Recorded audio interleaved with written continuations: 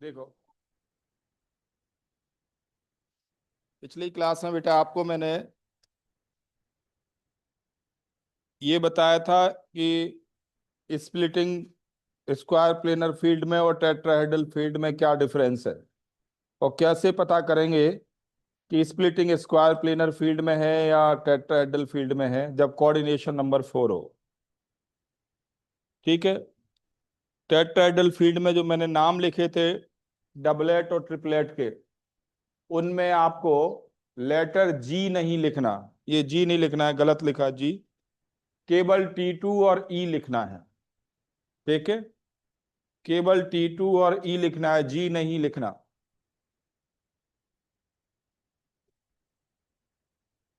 पिछली क्लास से रिलेटेड कुछ पूछना हो किसी को बताओ। कुछ भी पूछना हो, ध्यान रखना, बहुत ही इंपॉर्टेंट चैप्टर है बेटा। इस चैप्टर से गारंटीड क्वेश्चन आने हैं। तो मैंने आपको कहा था कि एनसीईआरटी से जितने भी क्वेश्चंस हैं हाइब्रिडाइजेशन वाले, मैग्नेटिक नेचर वाले, शेप बताना हो, किसी को कोई भी क्वेश्चन पूछना हो इसमें, वो फुल्ली आप करके आए होंगे। हार्डली 15 मिनट का टाइम लगता है, इनऑर्गेनिक केमिस्ट्री है। बस आपकी इच्छा हो कि मुझे जो क्लास में पढ़ाया गया वो पढ़ना है घर जाके, तो 15 मिनट लगेंगे हार्डली। कोई भी क्वेश्चन बेटा पूछना हो, किसी ने भी किए हो। एनसीईआरटी की बात कर रहा हूं, बोर्ड एग्जाम में भी यही आना है।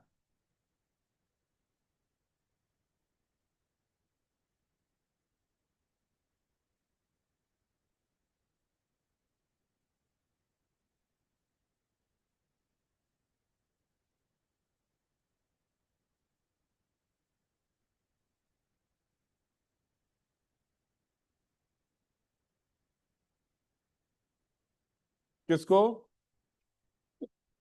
हाँ, अभी बताएंगे आपको। ये मेटल कार्बोनिल छोड़ दो, सीओ लिगेंड वाले केस अभी सेपरेटली डील करेंगे।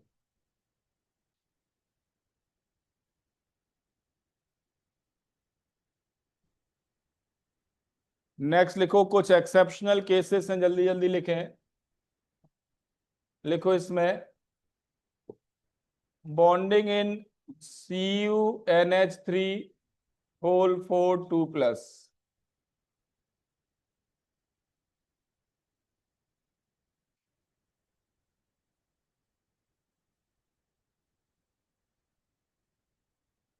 तो Cu2+ कॉन्फ़िगरेशन होता है 3D9 4s0 4p0 4d0।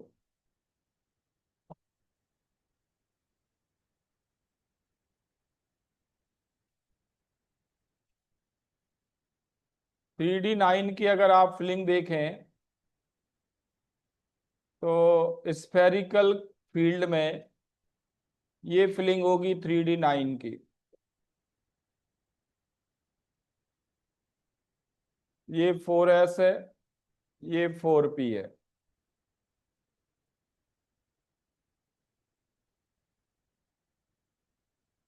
होता क्या है, जब Cu2+ को 4 लिगेंड सराउंड करते हैं, Cu2+ को जब 4 लिगेंड सराउंड करते हैं तो इसका एक डी इलेक्ट्रॉन जंप कर जाता है। अब ये ऑब्जर्वेशन क्रिस्टल फील्ड थ्योरी से एक्सप्लेन नहीं हो पाता है, इसलिए ये थ्योरी भी लिमिटेड है जो आप पढ़ रहे हैं। इसके आगे भी थ्योरीज हैं बट वो आपके सिलेबस में नहीं है। तो एक डी इलेक्ट्रॉन पी में जंप कर जाता है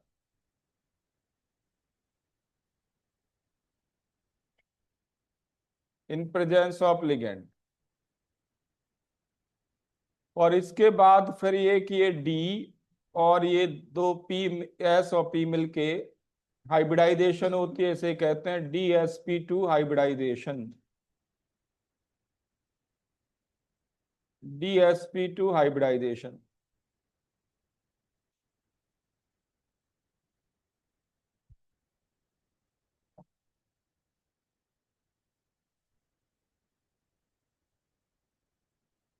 DsP2 हाइब्रिडाइजेशन का मतलब है ये कॉम्प्लेक्स कैसा होगा? आंसर है square planar. Square planar, centre पे स्क्वायर के कॉपर आयन होगा, कॉर्नर पे अमोनिया होंगे, और अमोनिया और कॉपर आयन के बीच बनेंगे कोऑर्डिनेट बॉन्ड। आपको पता है कि अमोनिया मोनोडेंटेट होता है, एक लॉन पेयर देगा।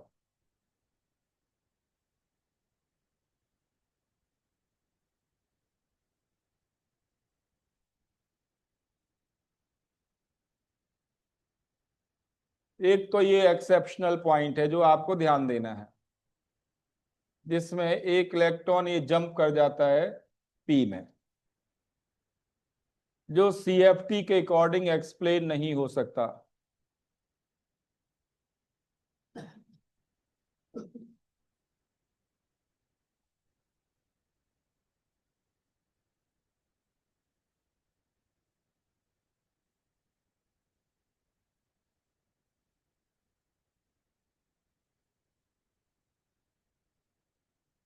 दूसरा पॉइंट है इसमें, ये स्क्वायर प्लेनर कॉम्प्लेक्स हो गया, DsP2 हाइब्रिडाइज हो गया, डायमैग्नेटिक या पैरामैग्नेटिक? पैरामैग्नेटिक। क्यों पैरामैग्नेटिक? एक अनपेयर्ड इलेक्ट्रॉन है।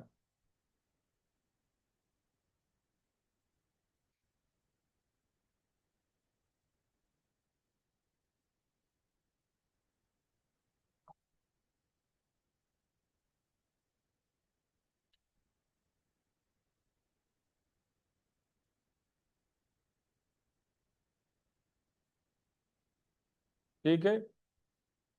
दूसरा केस है जो क्रिस्टल फील्ड थ्योरी से एक्सप्लेन नहीं होता, वो है कॉम्प्लेक्सेस ऑफ कोबाल्ट आयन।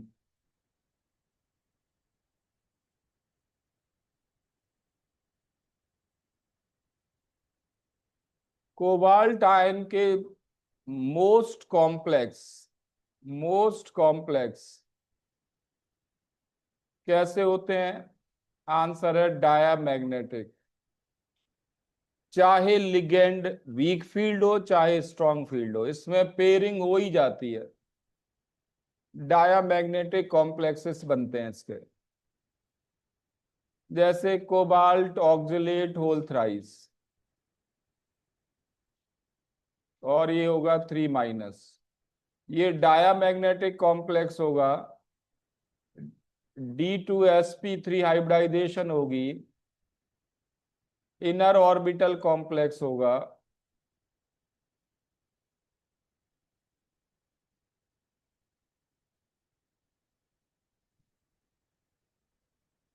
ठीक है, और लो स्पिन कॉम्प्लेक्स, पेयरिंग हो जाएगी।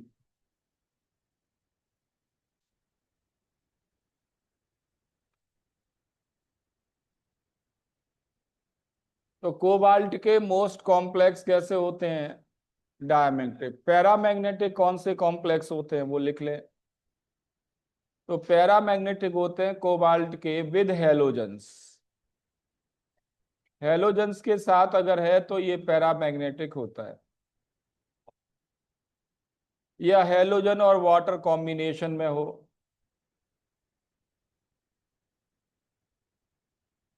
तो भी पैरामैग्नेटिक होता है।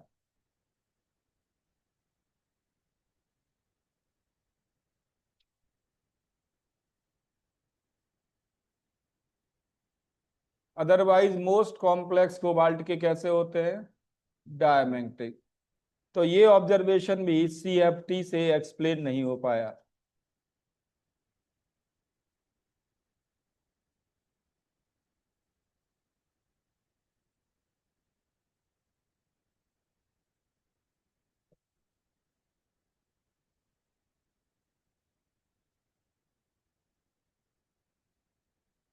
फिर भी CFT कई जगह काम करती है, इसलिए यूजफुल है।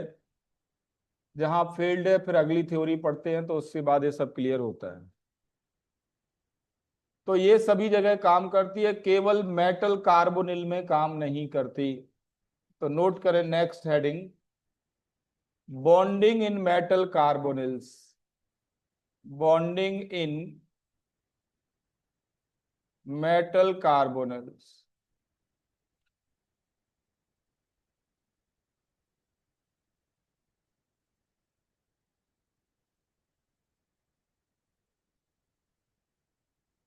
तो सबसे पहले तो मेटल कार्बोनिल्स का आपको फॉर्मूला बनाना आना चाहिए। तो लिख लो, determining the formula of metal carbonyl.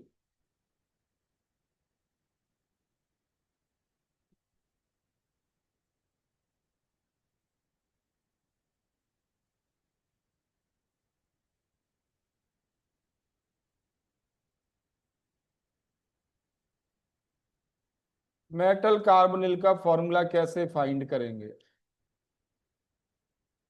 तो इसके लिए एक रूल है जिसका नाम है Sidgwick rule.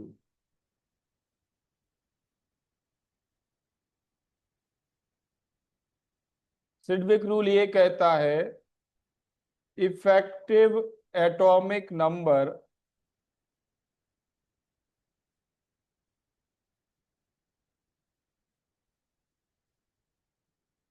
EAN, effective atomic number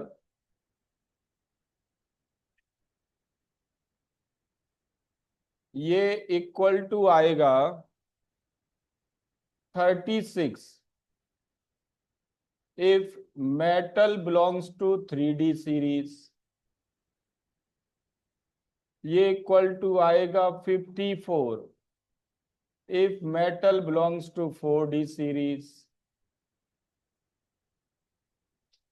ये इक्वल टू आएगा 76 if 86 sorry if metal belongs to 5D series।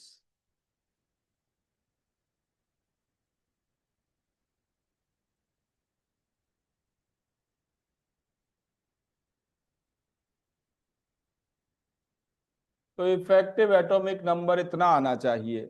ठीक है, now what is effective atomic number? What is effective atomic number? तो effective atomic number equal to actual atomic number जो भी है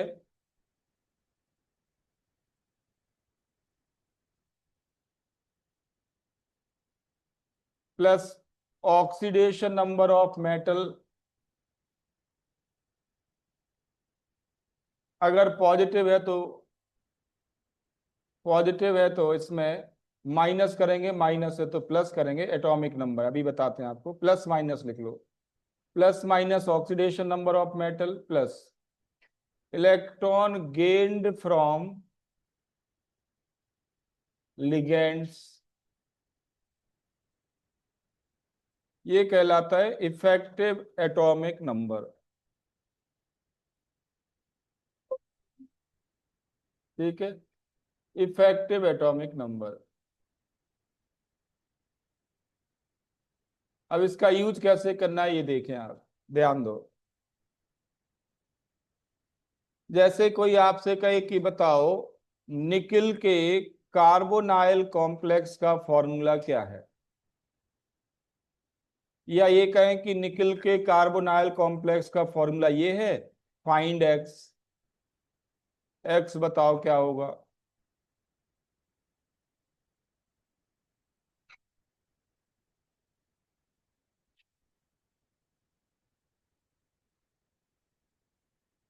तो effective atomic number निकालेंगे हम, जेड एक्चुअल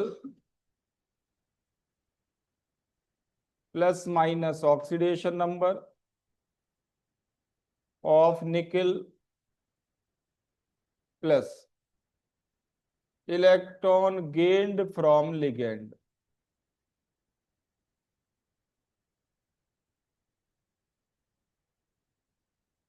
अब देखें यहाँ पे बिल्कुल आसान है। बताओ निकिल का एक्चुअल एटॉमिक नंबर कितना होता है? आंसर है 28। ये पता रहे आपको, पूरा ध्यान रहे। इसके बाद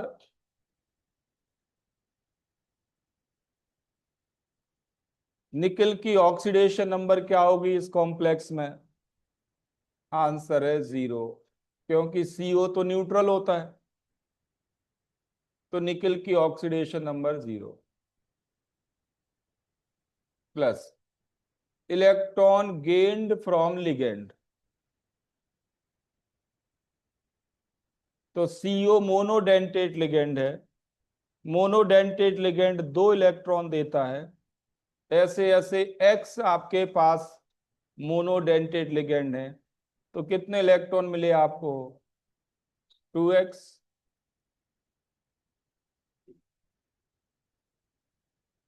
क्लियर है? किसी को डाउट ना बने, इसलिए रीजनिंग लिखते जाना। मैं आपको वैसे कई बार बता चुका हूं, पर मैं बता दूं टॉपर्स के नोट्स कैसे होते हैं। वो ये तुरंत लिखेगा कि ये जीरो ऑक्सीडेशन नंबर कैसे। मैंने रीजनिंग दी तुरंत। फेल्ड बच्चा रीजनिंग नहीं लिखता, मैं कड़वी सच्चाई बता रहा हूं। मैंने रीजनिंग ये दी कि सीओ कैसा लिगेंड है? न्यूट्रल। इसलिए निकल की ऑक्सीडेशन नंबर क्या होगी? 0। मैंने 2x क्यों लिखा? क्योंकि सीओ कैसा है? Monodentate ligand. एक लिगेंड 2 लोन पेयर दे रहा, 2 इलेक्ट्रॉन दे रहा है। मैंने आपको सारे पॉइंट की रीजनिंग बताई। अगर आपकी आदत है रीजनिंग लिखने की, अगला क्वेश्चन आप अपने आप कर लोगे। अगला क्या, जितने चाहे दे दो कर लोगे। बिना रीजनिंग के लिखोगे तो आपको हर क्वेश्चन नया लगेगा।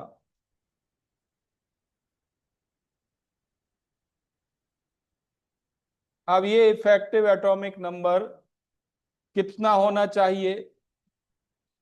ये होना चाहिए एक फॉर 3D सीरीज। निकल किसको बिलोंग करता है? 3D सीरीज को। तो ये होना चाहिए कितना? Equal to 36। ये है सिडविक रूल। ये समझ में आया इक्वल टू 36 क्यों किया? तो x इक्वल टू हो जाएगा 4। निकल कार्बोनिल का फॉर्मूला हो गया NiCO4।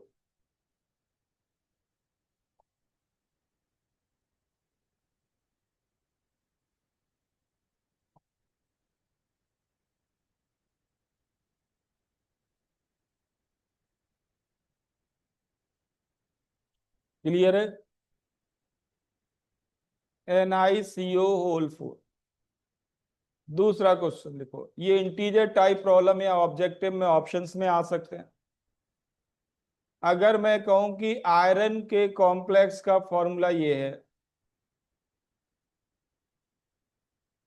Find coordination number of complex. X की जगह क्या लिख देंगे वो? Coordination number. एक्स ही तो कोऑर्डिनेशन नंबर है।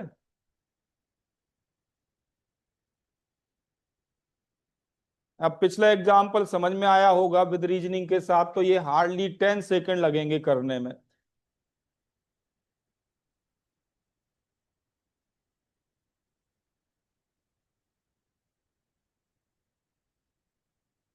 आयरन किसको बिलोंग करता है?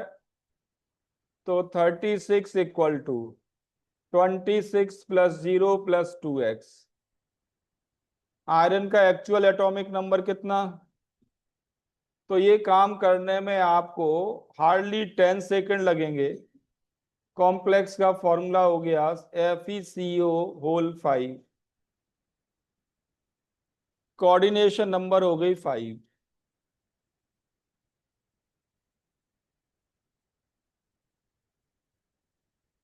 It takes hardly 10 seconds. ठीक है। दूसरा देखो, CrCO(X).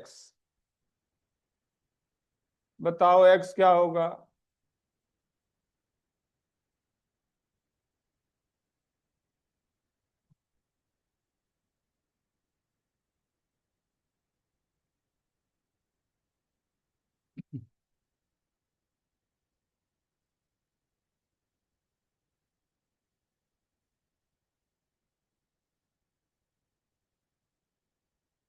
तो आंसर है x = 6 आएगा। फॉर्मूला हो जाएगा CrCO6।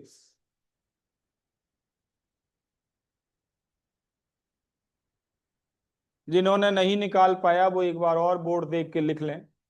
क्रोमियम का एक्चुअल एटॉमिक नंबर होता है 24, तो 36 = 24 + 0 + 2x। एक्चुअल एटॉमिक नंबर कितना होता है 24।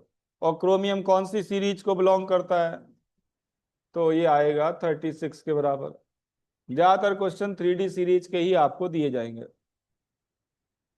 लेकिन आपने एक चीज नोटिस की हो तो इन 3 एग्जाम्पल में मैंने एक बात कॉमन रखी है, वो ये कि निकिल का एक्चुअल एटॉमिक नंबर 28, आयरन का एक्चुअल एटॉमिक नंबर 26, और नेक्स्ट है क्रोमियम का एटॉमिक नंबर। ये तीनों एटॉमिक नंबर इवन नंबर है, इसलिए 36 तक पहुंचना आसान था। अगर actual atomic number odd number हो तो कैसे बनाएंगे, फॉर्मूला लिख लो। इफ जेड एक्चुअल क्या हो ऑड,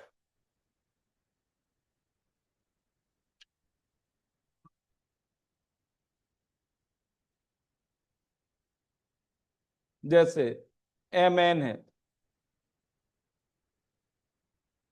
Mn का एक्चुअल एटॉमिक नंबर कितना है 36, सॉरी 25। अब 36 करना है हमें इसको पूरा। 36 कैसे करेंगे, तो Mn को अगर 10 इलेक्ट्रॉन लिगेंड से मिल जाए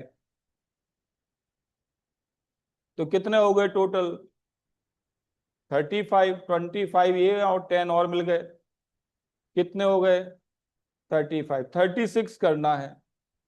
36 करने के दो तरीके, या तो हम इसका एनायन बना लें, एक इलेक्ट्रॉन बोरो कर लें तो ये इस फॉर्म में एग्जिस्ट करता है, या इसके 2 मोल लेके डाइमर बना लें।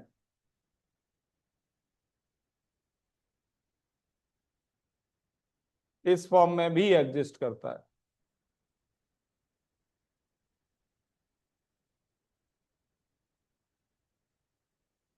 आप प्रैक्टिकल करके देख लो।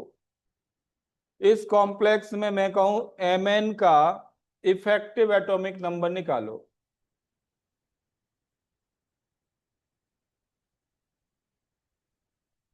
पहले मैं इसमें निकाल रहा हूं, मैं ध्यान देना। एक्चुअल एटॉमिक नंबर कितना होता है 25, -1 का मतलब है गेन ऑफ 1 इलेक्ट्रॉन, या ये कहें कि Mn की ऑक्सीडेशन नंबर निगेटिव में है। निगेटिव में मतलब गेन हो गया, ठीक है। पॉजिटिव में होती ऑक्सीडेशन नंबर तो लॉस हो जाता। और plus electron gained from ligand कितने 2 × 5, बताओ कितना हो गया इफेक्टिव एटॉमिक नंबर 36 हो गया। यही तो चाहिए था 3D सीरीज के लिए। इसका मतलब है ये फॉर्मूला बिल्कुल करेक्ट है। अब जो बच्चे ऑब्जेक्टिव पेपर देते हैं और थोड़े से भी स्मार्ट हैं तो 4 ऑप्शन में वो चाहें तो चारों में चेक करके देख सकते हैं कि इफेक्टिव एटॉमिक नंबर 36 किस में बन रहा है। अगर फॉर्मूला बनाना भी नहीं आता, इफेक्टिव एटॉमिक नंबर निकालना आता हो तो चेक कर लो 36 इसमें बन रहा है, वही करेक्ट आंसर होगा। वो ये पूछते हैं कि which is the correct formula of metal carbonyl. Clear है सबको। तो आप इसमें भी चेक कर सकते हैं, इसमें क्या है एक Mn बॉन्ड बन गया, इसमें एक इलेक्ट्रॉन शेयरिंग से आ गया Mn2CO10।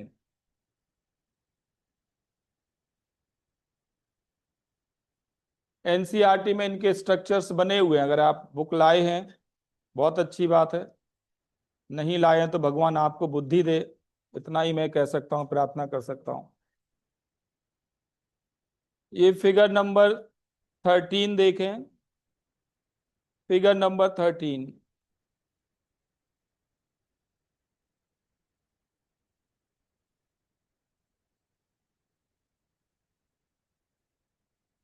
बिल्कुल चैप्टर के लास्ट में है।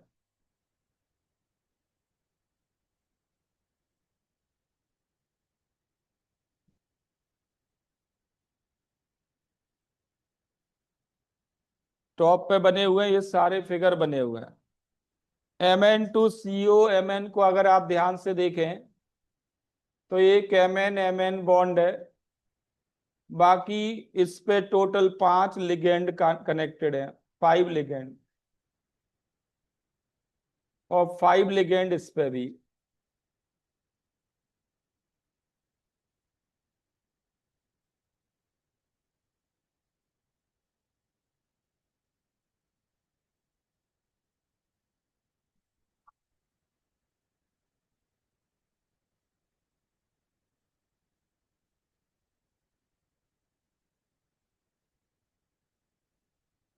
ये है Mn2CO होल 10।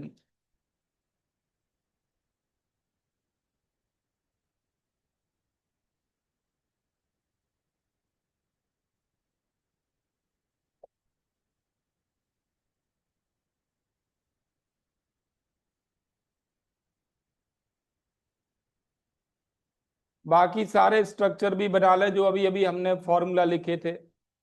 लेकिन पहले एक और एग्जांपल लिख लें। कोबाल्ट का एक्चुअल एटॉमिक नंबर कितना होता है? 27। ये भी ऑड नंबर है, ये भी ऑड नंबर है।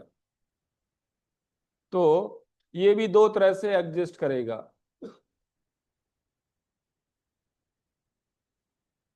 सीओ एटॉमिक नंबर 27, और सीओ ग्रुप से 4 इलेक्ट्रॉन मिलेंगे, और 27 + 8 कितने हो गए? 35 माइनस। या फिर इसका डाइमर बना लो, CO2CO होल 8।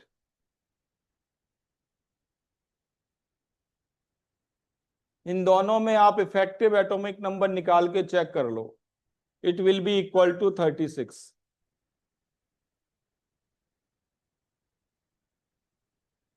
तो ये डाइमर का स्ट्रक्चर क्या है? तो डाइमर में एक कोबाल्ट कोबाल्ट लिंकेज है, दो कार्बोनिल ग्रुप, दो carbonyl group bridge link group कहलाते हैं, ब्रिज लिगेंड। ब्रिज मतलब ये दोनों को बॉन्डिंग करते हैं। ये दो ब्रिज लिगेंड है। तो ये इंटीजर टाइप प्रॉब्लम आ चुकी है कि कार्बोनिल के, कोबाल्ट कार्बोनिल में कितने ब्रिज लिगेंड होते हैं, कितने ब्रिज लिगेंड होते हैं। टोटल लिगेंड नहीं पूछे गए, ध्यान देना। तो आंसर क्या है ब्रिज लिगेंड की? 2। Number of bridge ligands,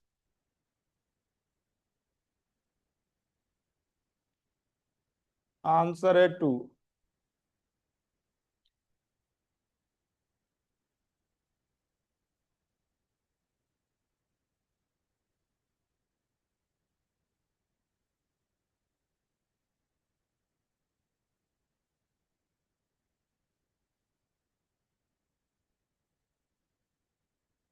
Mn2CO whole 10 में ब्रिज लिगेंड कितने हैं? 0। 0 number of bridge ligands.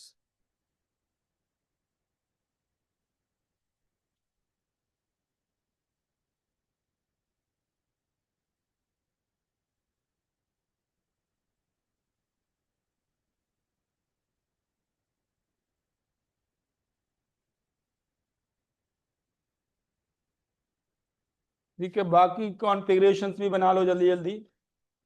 NiCO whole 4, ये कॉम्प्लेक्स होता है टेट्राहेड्रल।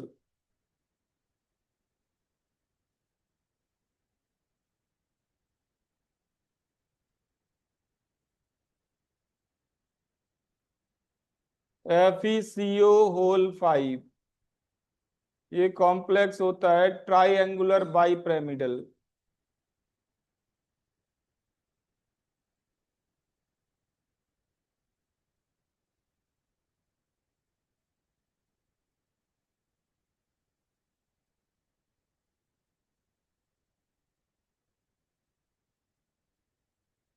CrCO होल 6, ये होता है ऑक्टाहेड्रल।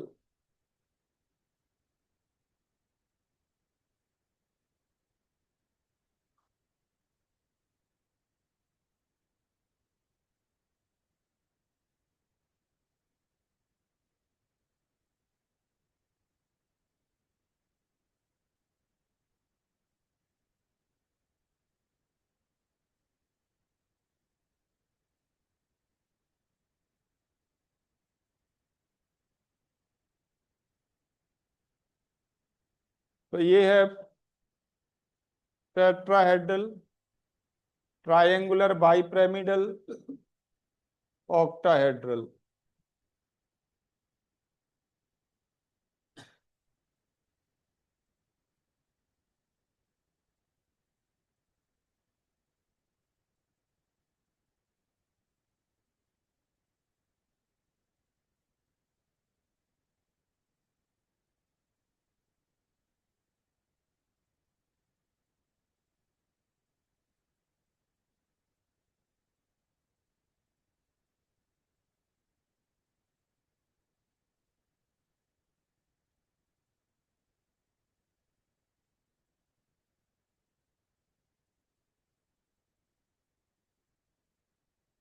ठीक है, तो ये आपको बोर्ड एग्जाम में भी बनाने को आएंगे। बहुत आसान है, इजीली आप इनको एक्सप्लेन कर सकते हैं। अब यहां से एक स्टेटमेंट लिखो और बताओ ट्रू है या फॉल्स है। लिखें एक statement. The oxidation number of metal in complexes. अब मैं क्वेश्चन लिख रहा हूं, ये नहीं बोर्ड के दर्शन करते रहो। बहुत सारे बच्चों की ये साइकोलॉजिकल प्रॉब्लम चलती रहती है। मैं जब पूरा क्वेश्चन लिखूंगा बोर्ड को देखते रहेंगे, जब मैं अगले पे पहुंच जाऊंगा तो अभी लिखना शुरू करते हैं। ये मेंटल प्रॉब्लम चलती है उनकी। तो the oxidation number of metal in complexes could be positive और नेगेटिव और जीरो। ये स्टेटमेंट है, आपको बताना है ट्रू और फॉल्स।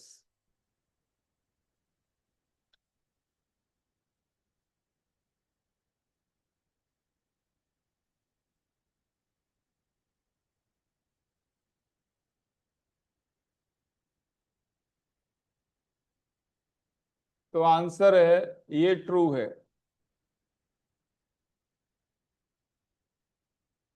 ठीक है, गलती से प्रदीप बुक पढ़ लो तो वहां हॉट्स में लिखा हुआ है कि मेटल की ऑक्सीडेशन नंबर या तो जीरो हो सकती है या पॉजिटिव हो सकती है। वो भी कलर करके हॉट्स करके लिखते हैं, वो भी गलत इंफॉर्मेशन। तो बच के रहना। ध्यान दें, आपके सामने एग्जाम्पल्स हैं। आपको मैंने एग्जाम्पल दिए हैं, बताओ अगर मैं पूछूं इस कॉम्प्लेक्स के अंदर कोबाल्ट की ऑक्सीडेशन नंबर क्या है? -1। तो मेटल की ऑक्सीडेशन नंबर माइनस में भी हो सकती है। Mn का कॉम्प्लेक्स मैंने दिया था। तो मेटल की ऑक्सीडेशन नंबर कॉम उसमें भी हो सकती है निगेटिव में। आप बताओ मुझे, अब अगली प्रॉब्लम लिखो। वेनेडियम का ये कॉम्प्लेक्स है।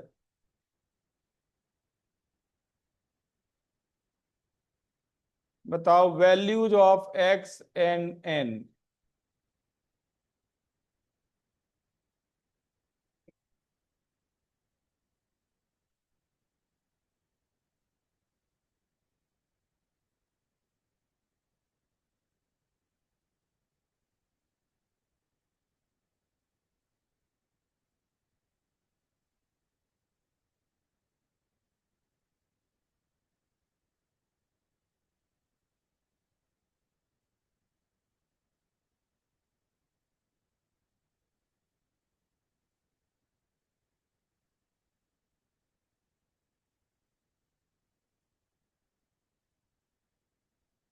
तो x equal to 6, n equal to 1। ये प्रॉब्लम ओरल भी हो सकती है अगर थोड़ा सा भी लॉजिक लगाना आप जानते हैं। ये B C O whole 6 minus, अगर मैं कहूं कि ये कॉम्प्लेक्स है, बताओ इफेक्टिव एटॉमिक नंबर वेनेडियम का कितना, निकाल के चेक करो। Effective atomic number of vanadium, actual atomic number कितना, 23। ऑक्सीडेशन नंबर 1, एक यहां से गेन हो गया, और 6 इंटू 2, 12 लिगेंड से मिल गए। देखो 36 बनता है, अगर यस तो ये फॉर्मूला बिल्कुल सही है।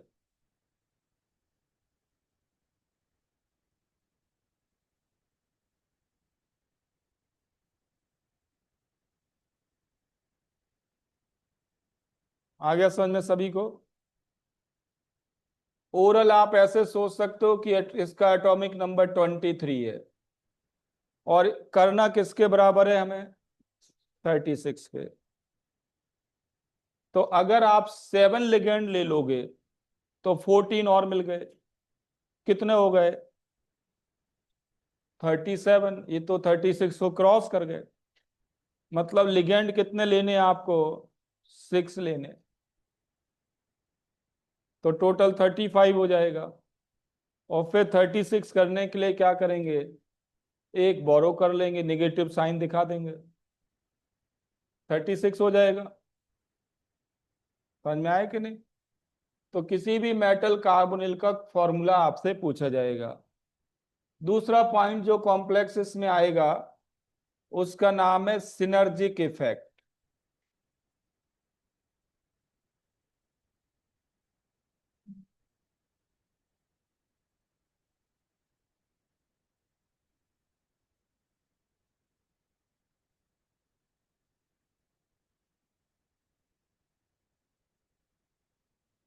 व्हाट इज सिनर्जिक इफेक्ट, तो लिखो, it refers to the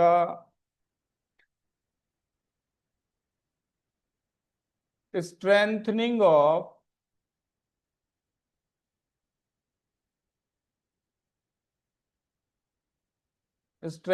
of metal ligand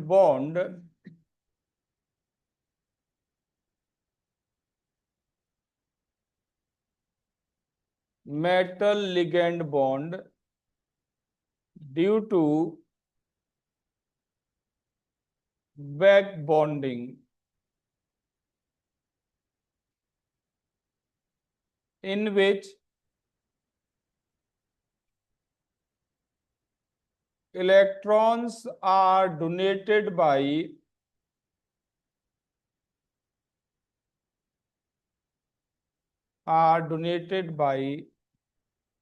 metal.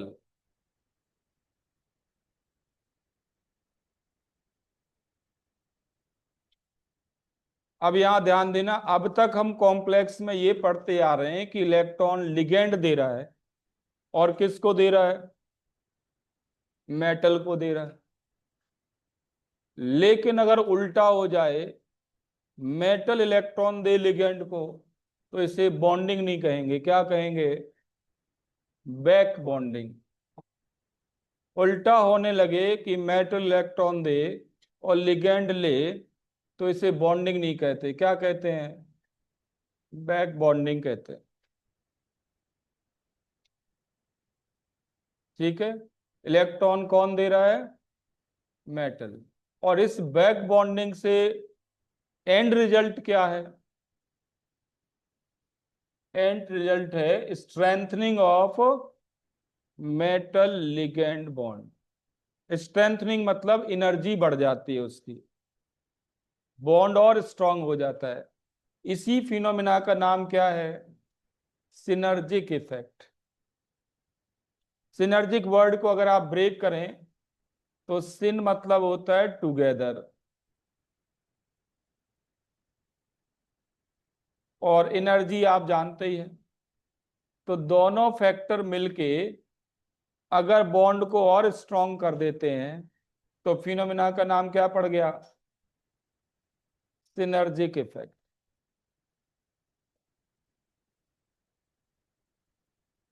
लेकिन सिनर्जिक इफेक्ट सभी जगह नहीं होगा।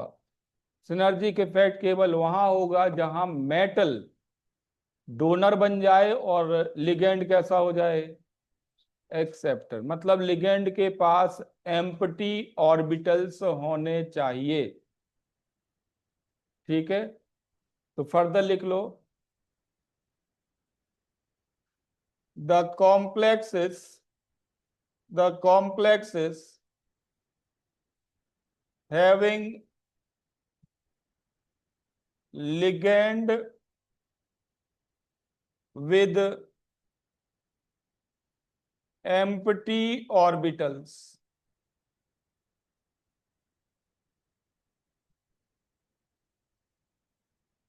could act as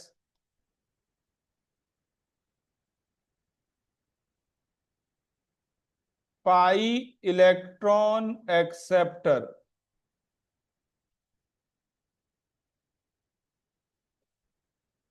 to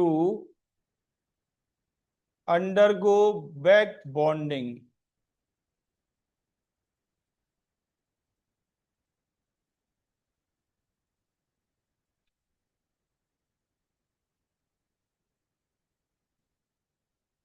एक एग्जाम्पल से ये बातें सारी समझ में आएंगी, और ये problem one of the frequently asked point है जो हम अब डिस्कस करने जा रहे हैं सिनर्जिक इफेक्ट में। Bonding in NiCO whole 4। Bonding in NiCO whole 4।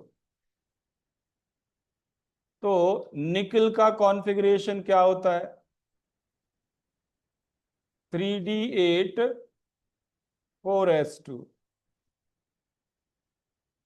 3D8 4s2 4PMTF 4DMTF।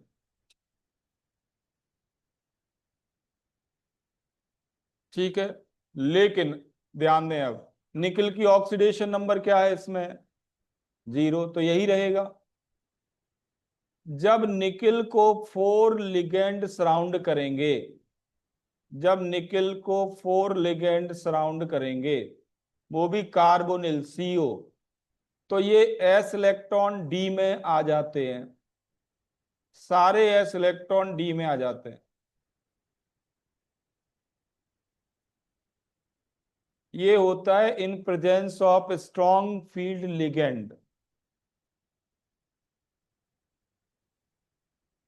ये केवल मेटल कार्बोनिल्स में होता है, नोट कर लें, इन metal carbonyls only. 4s electron enters into 3D। 4s electrons enters into 3D in presence of CO ligand, carbonyl ligand।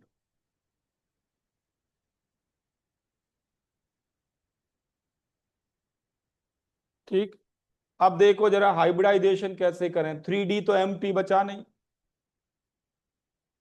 3D empty नहीं बचा, और हमें कितने हाइब्रिड ऑर्बिटल चाहिए बताओ? तो कोऑर्डिनेशन नंबर क्या है? 4। 4 हाइब्रिड ऑर्बिटल चाहिए। तो इसमें कौन सी हाइब्रिडाइजेशन होगी? sp3।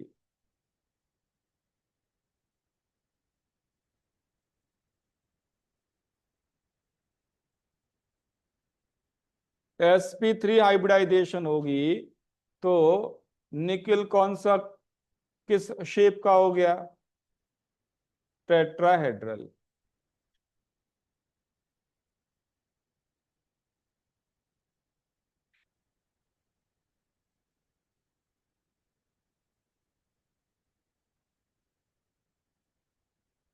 ठीक है, ये बॉन्ड सारे सिग्मा बॉन्ड कहलाते हैं। ये कौन से बॉन्ड कहलाते हैं?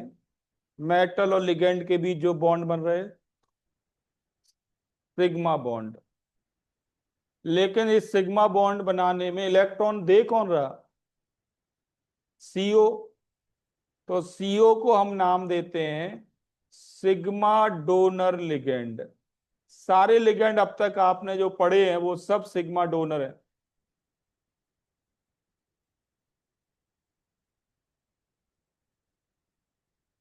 जो सिग्मा बॉन्ड बनाए ऐसे लिगेंड को क्या कहते हैं? तो सारे लिगेंड सिग्मा डोनर होते हैं सारे।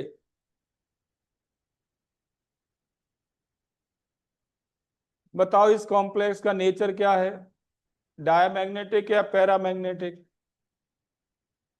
तो डी तो फुल्ली फिल्ड है, कोई अनपेयर्ड होगा? तो आंसर है ये कॉम्प्लेक्स कैसा है, डायामैग्नेटिक।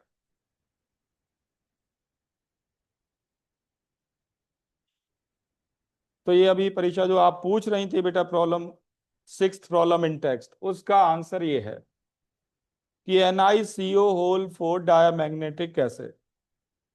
लेकिन अभी बात पूरी हुई नहीं। कंपटीशन में आता है कि ये कॉम्प्लेक्स एक्स्ट्रा स्टेबल भी होता है, अनयूजुअल स्टेबिलिटी होती है इसकी, अनयूजुअल स्टेबिलिटी।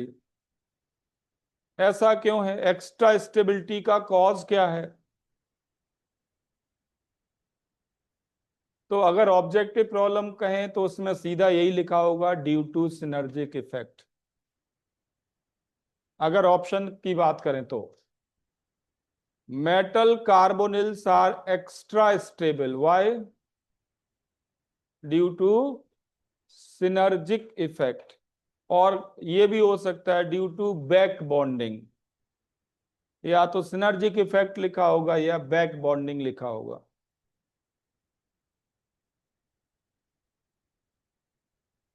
ये तो ऑप्शन की बात है, पर ये बोर्ड एग्जाम में भी आएगा।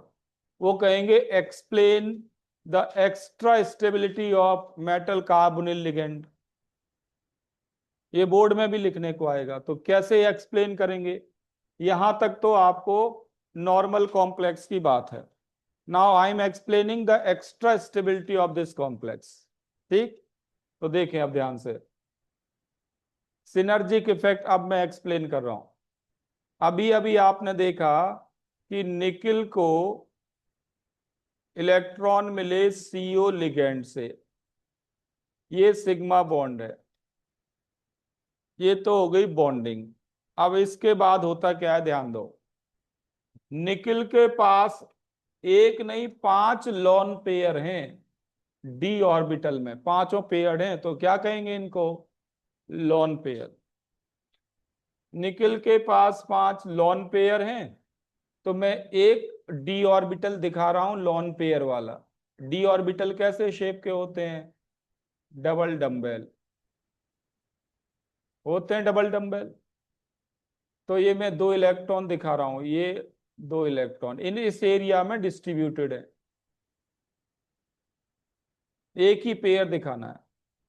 अब ध्यान दो, और कार्बन मोनोऑक्साइड का कॉन्फ़िगरेशन लिखें तो इसके पास एम्प्टी पाई एंटी बॉन्डिंग मॉलिक्यूलर ऑर्बिटल होते हैं।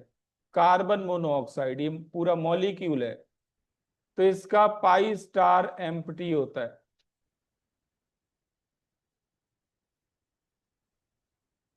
और आपने 11th में बैक बॉन्डिंग की डेफिनेशन में पढ़ा होगा कि एक एटम या मॉलिक्यूल के पास एम्प्टी ऑर्बिटल हो, पड़ोसी के पास लोन पेयर हो, तो क्या होता है, बैक बॉन्डिंग स्टार्ट हो जाती है। तो इनमें ओवरलैपिंग स्टार्ट हो जाएगी, और इस ओवरलैपिंग में डोनर कौन है, ध्यान देना बेटा, डोनर कौन है, मेटल। उल्टा हो रहा है, यहां मेटल डोनर है, इसलिए इस बॉन्डिंग को क्या नाम देते हैं, बैक बॉन्डिंग। और ये लेटरल ओवरलैपिंग हो रही है, तो कौन सा बॉन्ड बन रहा है, पाई बॉन्ड।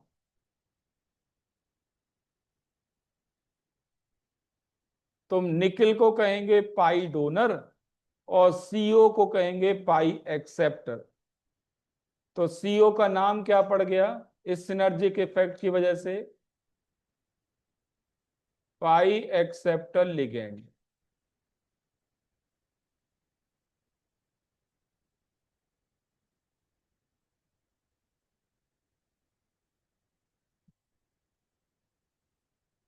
तो निकल और सीओ या इन जनरल मेटल और सीओ लिगेंड के बीच एक एक्स्ट्रा बॉन्डिंग हो गई।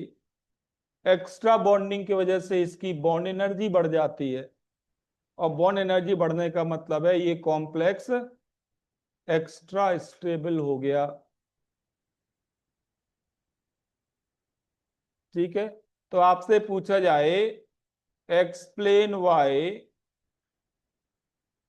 NiCO whole 4 is highly stable complex.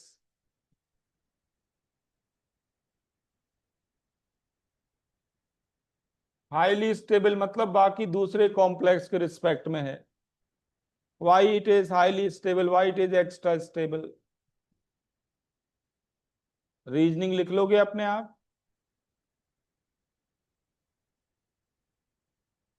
So the back bonding between metal and CO strengthens the bond energy,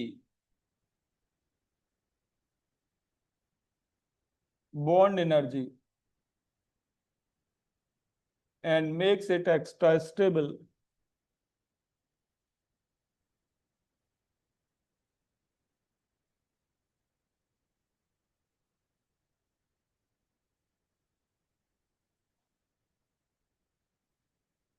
ठीक है, हर एक प्रॉब्लम कई कई बार एग्जाम में आ चुकी है बेटा, ध्यान रखना है।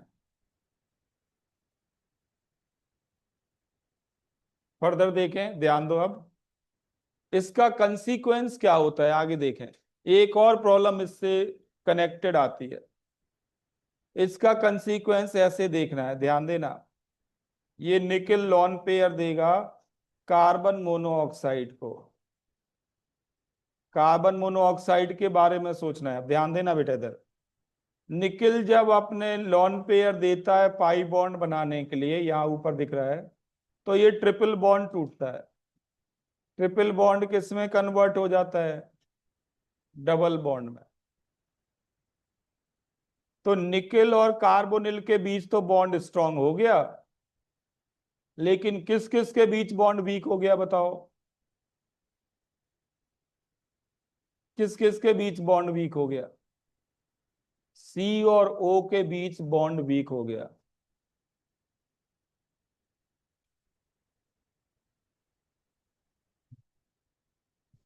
सी और ओ के बीच बॉन्ड वीक हो गया।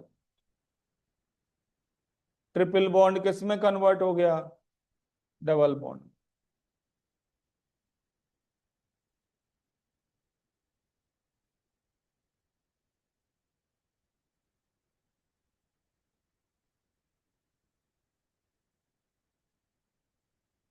ठीक है, तो पुरानी प्रॉब्लम है, जेई मेंस में भी आई है, एडवांस में और पुरानी प्रॉब्लम है, वो ये है। उन्होंने पूछा कि बताओ पीओ बॉन्ड एनर्जी।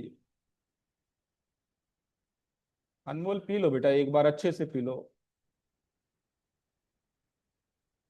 1 घंटा प्यास ना लगे इतना पी लो।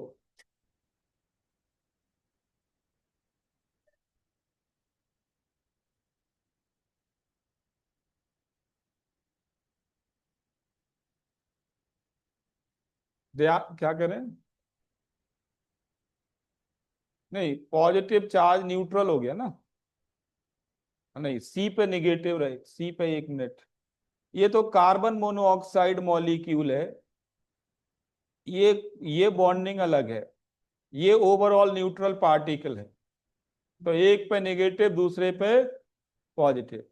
ठीक है, ये सीओ का अलग नेगेटिव चार्ज है, तो ये इलेक्ट्रॉन इस पे गया, ये न्यूट्रल हो गया, यहां से आया ये पॉजिटिव, हाँ इस पे नेगेटिव रहेगा। ये ओवरऑल न्यूट्रल ही रहना चाहिए, नेट चार्ज हमेशा बराबर होना चाहिए। तो इस पे प्रॉब्लम ये आती है, मैं इस पे आ रहा था। सीओ बॉन्ड एनर्जी आपको बतानी है in carbon monoxide and in NiCO whole 4 complex.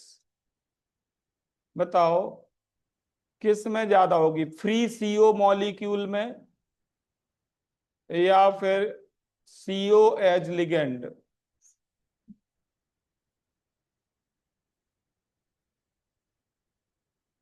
तो आंसर है फ्री सीओ मॉलिक्यूल में सीओ बॉन्ड एनर्जी ज्यादा होगी। इसमें बॉन्ड ऑर्डर कितना होगा? 3। इसमें बॉन्ड ऑर्डर क्या होगा? 2। CO bond order, bond order तो जानते होंगे या ये भी भूल गए पूरा? अगर आप ईमानदारी से मंथली टेस्ट दे रहे हैं वो 11th के सिलेबस का, तो याद हो जाएगा। बॉन्ड ऑर्डर होता है नंबर ऑफ बॉन्ड्स। तो सीओ बॉन्ड ऑर्डर का क्या मतलब? Number of bonds between carbon and oxygen. Number of bonds between carbon and oxygen, तो फ्री मॉलिक्यूल में कितने बॉन्ड होते हैं? फ्री मॉलिक्यूल में कार्बन और ऑक्सीजन के बीच 3 बॉन्ड होते हैं। तो बॉन्ड ऑर्डर क्या हो गया? 2 3। और एज कॉम्प्लेक्स क्या प्रॉब्लम आ रही? ये ट्रिपल बॉन्ड किस में बदल रहा है? डबल बॉन्ड में, बिकॉज ऑफ बैक बॉन्डिंग। और बॉन्ड ऑर्डर और bond association energy directly proportional होते हैं। Bond order and bond length inversely proportional होते हैं। बेसिक बात ध्यान रखना, ये सारे क्वेश्चंस आए हुए हैं। Bond order inversely proportional to bond length, bond order directly proportional to bond dissociation energy. ये 11th का पार्ट मैं बता रहा हूं।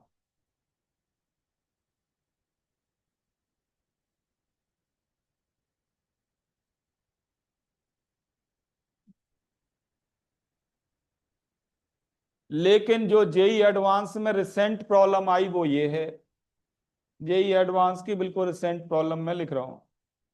उन्होंने पूछा कि सीओ बॉन्ड लेंथ बताओ, सीओ बॉन्ड लेंथ। और ये 2 कॉम्प्लेक्स, 4 कॉम्प्लेक्स थे वैसे, पर 2 कॉम्प्लेक्स में ही प्रॉब्लम सॉल्व हो जाएगी। एक कॉम्प्लेक्स ये है, दूसरा कॉम्प्लेक्स ये है। इनमें सीओ बॉन्ड लेंथ कंपेयर करो। ये प्रॉब्लम जेई एडवांस में आई रिसेंटली। आप पास्ट ईयर के पेपर देखते रहे, आपको मिल जाएगा। तो आपको ये देखना था कि किस में कार्बन ऑक्सीजन बॉन्ड में ज्यादा डबल बॉन्ड करेक्टर है। भाई डबल बॉन्ड की बॉन्ड लेंथ ट्रिपल बॉन्ड से ज्यादा होती है। और बैक बॉन्डिंग से कौन सा करेक्टर आ रहा है? Double bond character. तो आप ये सोचो कि कौन सी मेटल बैक बॉन्डिंग में बेटर है। जो भी मेटल बैक बॉन्डिंग में बेटर होगी, बैक बॉन्डिंग स्ट्रॉन्गर होगी, मतलब कार्बन ऑक्सीजन बॉन्ड में डबल बॉन्ड करेक्टर ज्यादा आएगा। कौन सी मेटल बैक बॉन्डिंग में बेटर होगी? कौन सी मेटल आसानी से इलेक्ट्रॉन देगी? जिसकी ऑक्सीडेशन नंबर निगेटिव में है या जिसकी ऑक्सीडेशन नंबर 0 है? Which is better donor?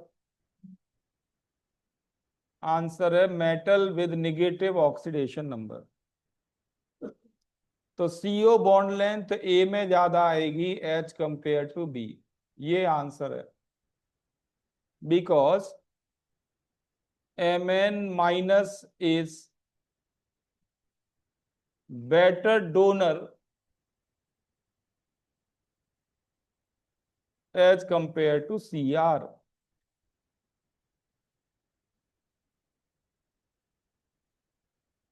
ध्यान रखना, बैक बॉन्डिंग में डोनर कौन है? मेटल।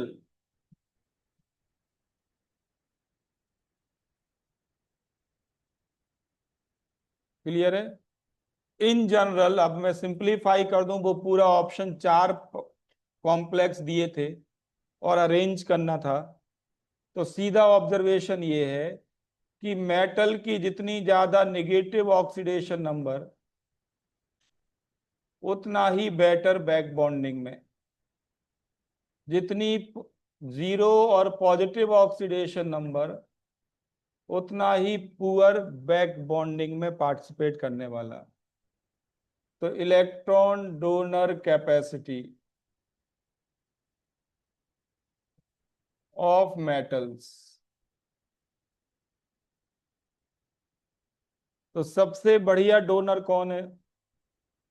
जिसकी निगेटिव ऑक्सीडेशन नंबर मेटल की ज्यादा निगेटिव। तो अब आप ये प्रॉब्लम देखेंगे और ये पॉइंट याद आपको हो, हार्डली 5 सेकेंड लगेंगे प्रॉब्लम करने में। जस्ट आपको क्या निकालना होगा? Oxidation number.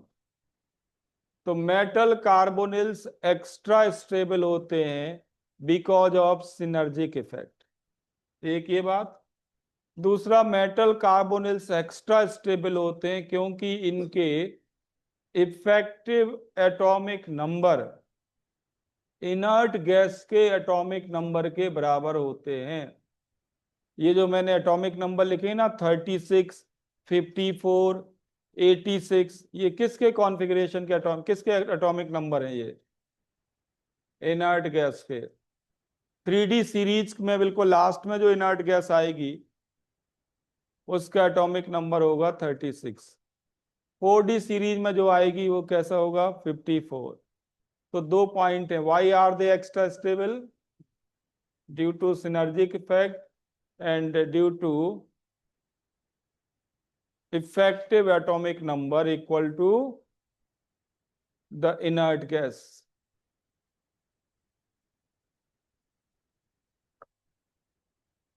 क्लियर है सभी को ये पॉइंट?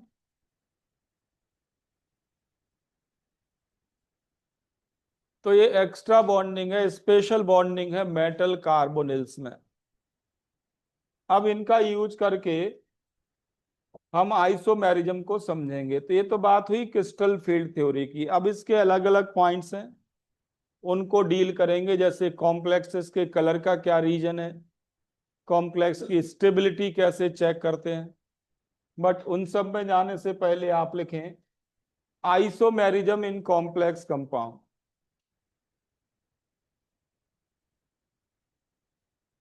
Isomerism in complexes.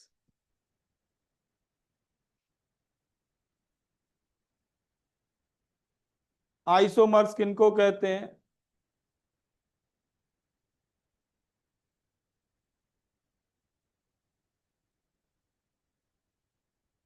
तो आंसर है molecules having same molecular formula, molecules with same molecular formula but different properties. ये तो बेसिक डेफिनेशन है आइसोमर्स की। फॉर्मूला बिल्कुल सेम हो, किस चीज का डिफरेंस हो? प्रॉपर्टीज का डिफरेंस हो, तो हम क्या कहते हैं उनको? आइसोमर्स कहते हैं। बिल्कुल बिगिनिंग में मैंने आपको बताया था कि कोबाल्ट के दो कॉम्प्लेक्सेस के कलर सेम होते हैं। एक का वायलेट कलर था, एक का ग्रीन था, लेकिन दोनों के फॉर्मूला सेम थे। याद हो किसी को? बताए वो फॉर्मूला क्या थे? कलर मैंने बता दिए। एक ग्रीन कलर का था और एक वायलेट कलर का था।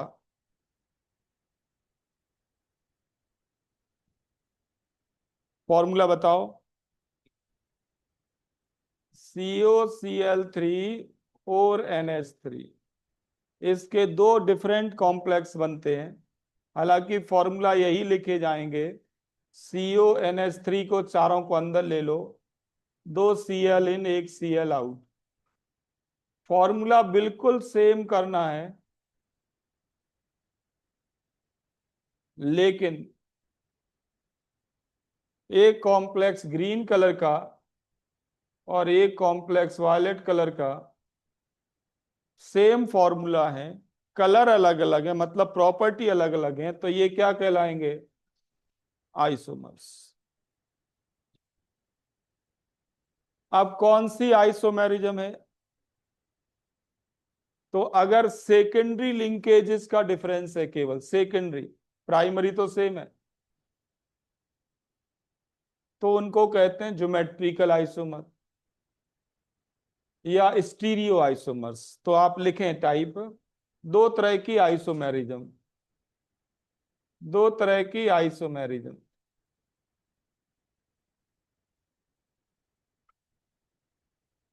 Structural isomerism and stereo isomerism.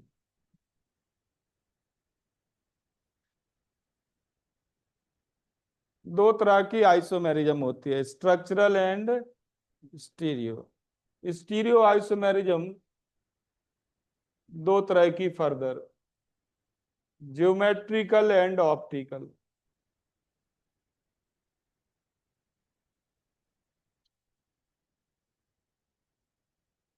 Geometrical and optical.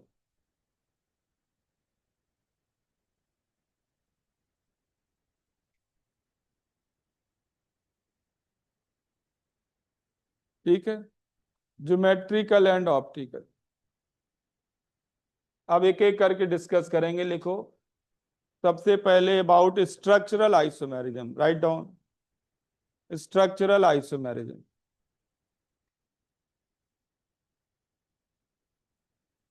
Structural isomerism हम डिस्कस करने वाले हैं, ये फोर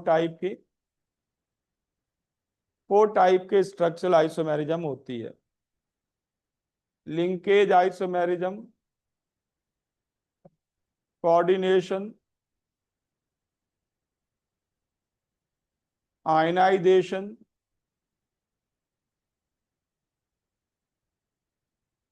एंड सॉल्वेट आइसोमेरिज्म।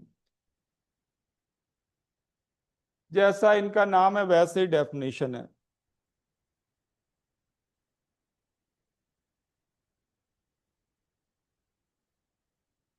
तो लिखो, linkage isomerism. Linkage isomerism,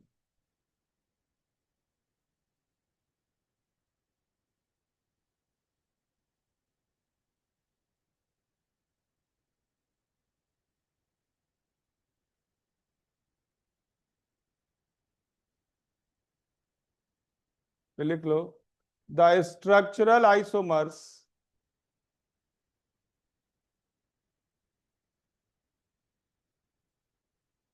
which differ in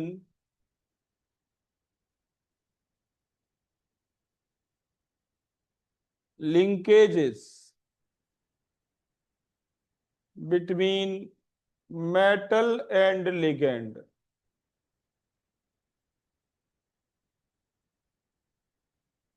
The structural isomers which differ in linkages between metal and ligand, comma, is called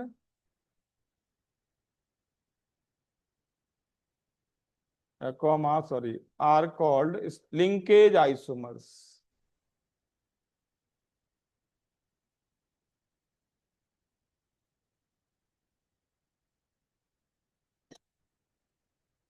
full stop के बाद लिखो, these isomers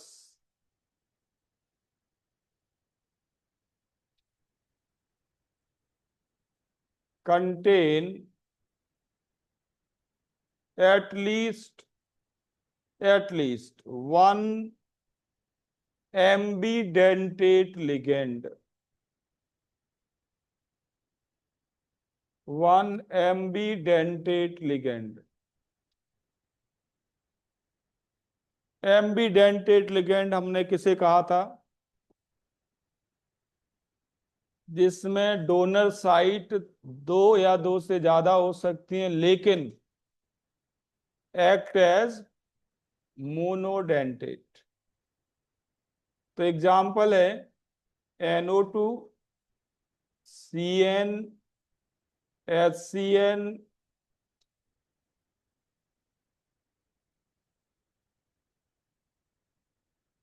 ये एम्बीडेंटेट लिगेंड है। जिस किसी भी कॉम्प्लेक्स में ये प्रेजेंट होंगे, वो कॉम्प्लेक्स किसका काम करेगा?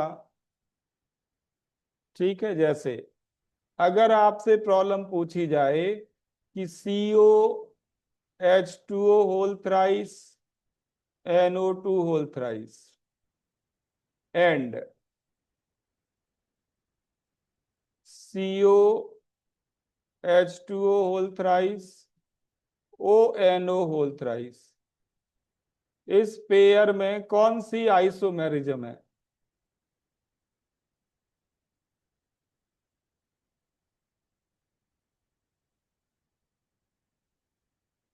तो साफ नजर आ रहा है कि पहले कॉम्प्लेक्स में कोबाल्ट आयन को n इलेक्ट्रॉन दे रहा है। NO2 लिखने का मतलब है कि ये नाइट्रोजन डोनर है। लेकिन दूसरे कॉम्प्लेक्स में कोबाल्ट आयन को कौन इलेक्ट्रॉन दे रहा है? ऑक्सीजन दे रहा है। फॉर्मूला बिल्कुल सेम है, केवल किस चीज का डिफरेंस है? लिंकेज का। Linkage between metal and ligand. इसलिए नाम क्या पड़ गया इनका?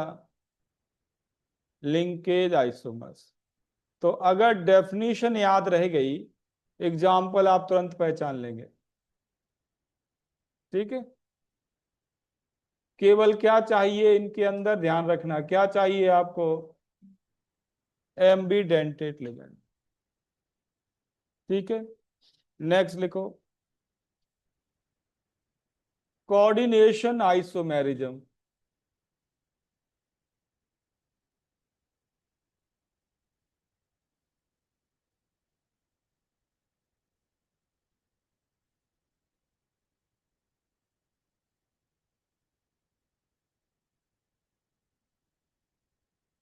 तो लिख लो,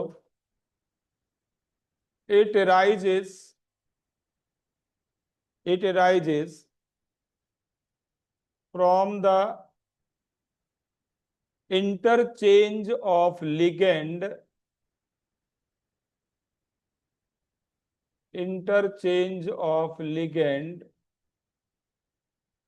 between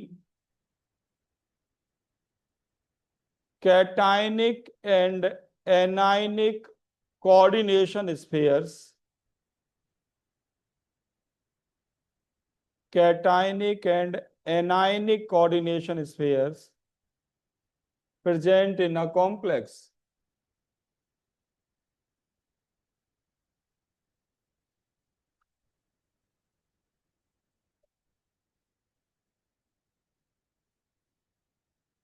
जैसे ये है कैटायनिक कोऑर्डिनेशन स्फीयर और ये है एनायनिक कोऑर्डिनेशन स्फीयर। कैटायन और एनायन दोनों ही कोऑर्डिनेशन स्फीयर होंगे। तो एक तो ये आइस कॉम्प्लेक्स कंपाउंड हो गया, कैटायन भी और एनायन भी। अब इन दोनों में लिगेंड इंटरचेंज कर दो, तो कैटायन पहले लिखा जाता है, इसलिए मैं कोबाल्ट को पहले लिखूंगा। अब ये कैटायन बन जाएगा और ये एनायन हो गया। तो आपको ऐसे लगेगा कि मेटल इंटरचेंज कर दी, बात तो एक ही है, लेकिन कैटायन पहले लिखना है, इसलिए कोबाल्ट वाले को पहले लिखा। तो ये दोनों कॉम्प्लेक्सेस में आप देख सकते हैं कि लिगेंड CO के साथ चला गया अमोनिया, साइनाइड आ गया Cr के साथ। तो ये पेयर क्या कहलाएगा? तो पहचान लोगे कि ये पेयर कोऑर्डिनेशन आइसोमर है। किस चीज का डिफरेंस दिखाई पड़ेगा? किस चीज का डिफरेंस दिखाई पड़ेगा? लिगेंड का डिफरेंस दिखेगा या मेटल का डिफरेंस दिखेगा। ठीक है, दोनों ही साथ साथ ही आएंगे।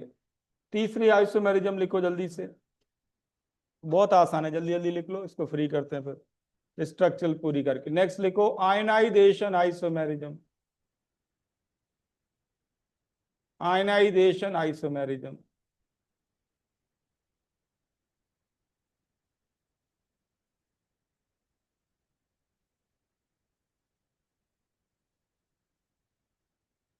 तो लिखो, the structural isomers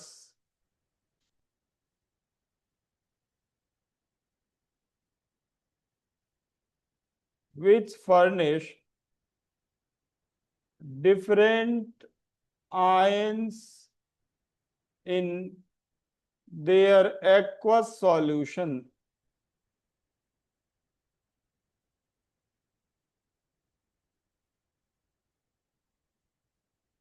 comma, are called ionization isomers.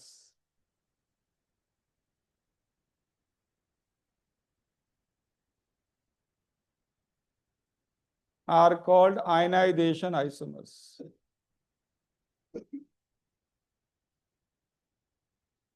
कितने भी एग्जाम्पल बना लो, आप लिखो जल्दी। CONH3 होल 5 SO4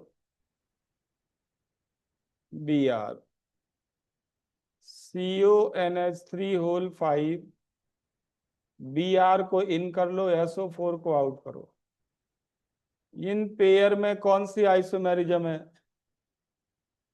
अगर इस कॉम्प्लेक्स को आयनाइज करें तो क्या मिलेगा, और इसको आयनाइज करें तो क्या मिलेगा? They must give different ions. इससे कौन सा आयन मिलेगा आपको? CONH3 होल 5 SO4, ये प्लस होगा, Br माइनस।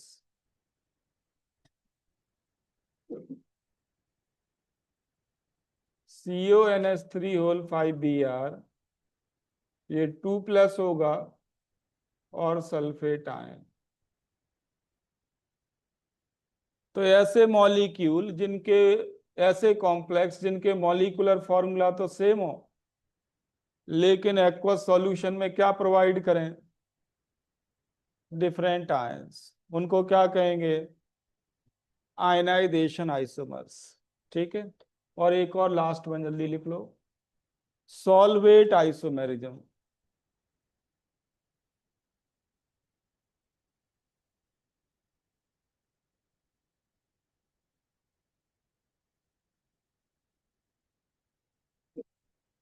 ठीक है, लिखो, the structural isomers which have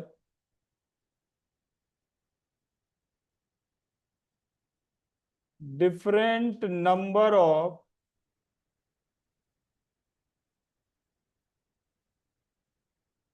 solvent molecules as ligands,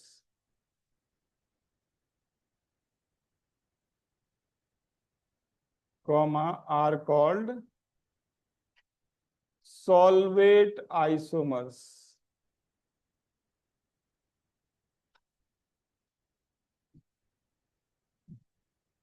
ठीक है, फुल स्टॉप के बाद लिखो, they are called hydrate isomers, they are called hydrate isomers if solvent is, बोलो, if solvent is water।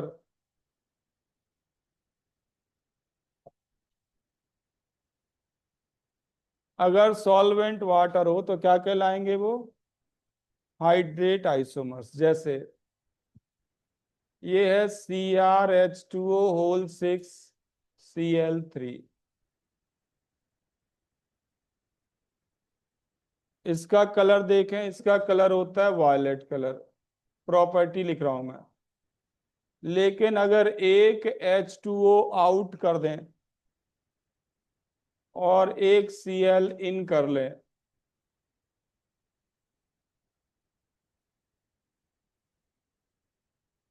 एक Cl आउट करें, अंदर ले आए, H2O आउट करें, तो ये होता है ग्रे ग्रीन, प्रॉपर्टी बदल गई। किस चीज का डिफरेंस है इन दो कॉम्प्लेक्स में बताओ? H2O मॉलिक्यूल एज लिगेंड, इसमें 5 है, इसमें 6 है, इसमें 5 है। तो इस पेयर का नाम होगा हाइड्रेट आइसोमर्स। ठीक है। अगर किसी में प्रॉब्लम में स्पेसिफाइड है कि अमोनिया सॉल्वेंट है, तो किस चीज का डिफरेंस होगा? नंबर ऑफ अमोनिया मॉलिक्यूल का। उनको क्या कहेंगे? Solvate isomers. ठीक है। तो प्रॉब्लम में लिखा आएगा कि सॉल्वेंट क्या है। कुछ नहीं लिखा तो बाय डिफॉल्ट सॉल्वेंट क्या लेना है? वाटर लेना है। तो ये तो चार तरह की कौन सी आइसोमेरिज्म हो गई? स्ट्रक्चरल। नेक्स्ट हेडिंग डाल लो आप, स्टीरियो आइसोमेरिज्म। Stereo isomerism. ठीक है। तो मैं रिपीट कर दूं बेटा, जितने भी क्वेश्चंस हैं regarding hybridization state, magnetic nature, shape of the complex, inner orbital, outer orbital, इस तरह के कई क्वेश्चंस हैं, वो आप जितने जल्दी हो कर लो उनको। इस वीक में आपका टेस्ट होगा कॉम्प्लेक्स का, ही ध्यान रखना। ठीक है।